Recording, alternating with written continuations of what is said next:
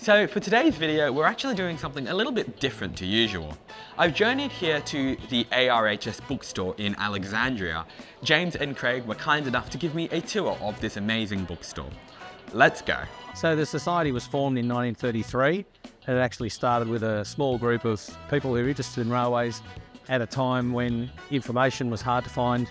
Upon entering the ARHS bookstore, take note of all the incredible memorabilia that the bookstore has carefully collected over the years. It really is quite the trip down memory lane. So we are a membership-based organisation, but we are open to the public. If you just want to come and have a look around, most welcome. Come and have a coffee at our cafe.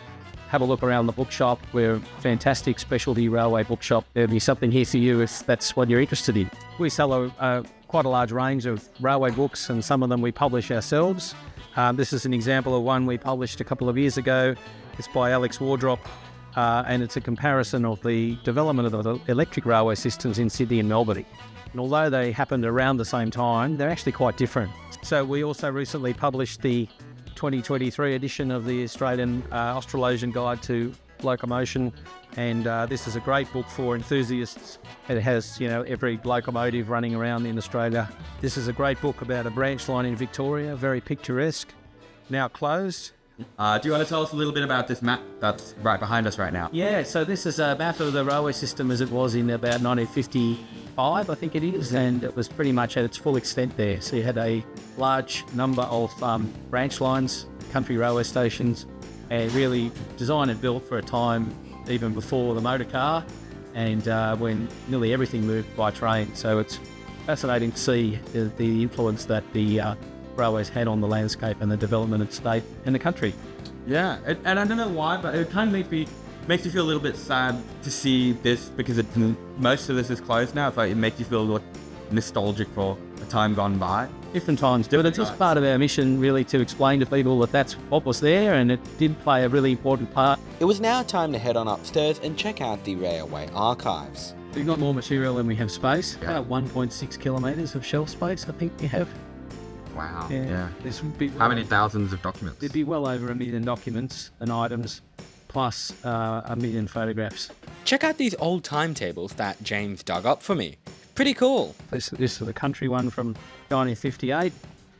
So very Sydney to Gold. Oh, let's look at that. Yeah. So it's all the stations en route and the different trains. Are there any routes in this book that are closed now? Maybe there would be many. Let's have a look at one. Things like passenger trains to Temora and Griffith.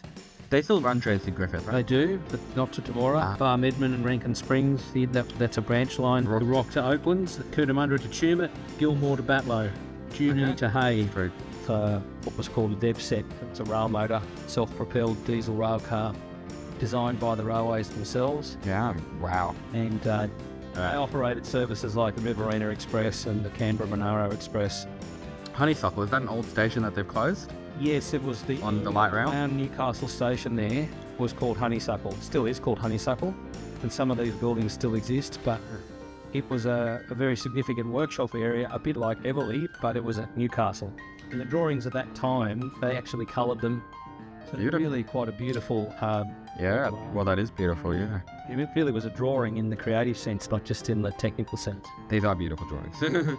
This is an example, just one example of many working plans that we have for various sections of the railway line in New South Wales. And basically it shows the railway line as it passes through various parts of the countryside. It indicates the straight sections, the curved sections. It indicates the radius of the curves, whether the line is over an embankment or through a cutting. Show when it crosses creeks and rivers. So for example here it shows it running through a town. Okay, so this is the archives reading room. This is where our volunteers spend their time cataloguing and digitising, and we've also got an extensive library for research, and members of the public and members of the society can come in here and research. They just need to make an appointment so that we can accommodate them. Do you want to tell us, is there perhaps a metro station opening nearby here anytime soon? There is, and it's about 100 metres down the road there is Waterloo Metro Station, which I know Sheriff has featured previously. We're very excited for that station to open because we think it would change the whole atmosphere of the area. But don't wait till it opens. But when it does, it's another opportunity to come and visit us. Thank you so much for having me, James. I think my viewers are going to absolutely love this store and love seeing it. And I hope you guys pay a visit to this place. Yeah, we look forward to meeting some of your fans, and we're happy to show them around and welcome them here. Yes, brilliant. Thank you so much. Thank you for visiting. Thank you.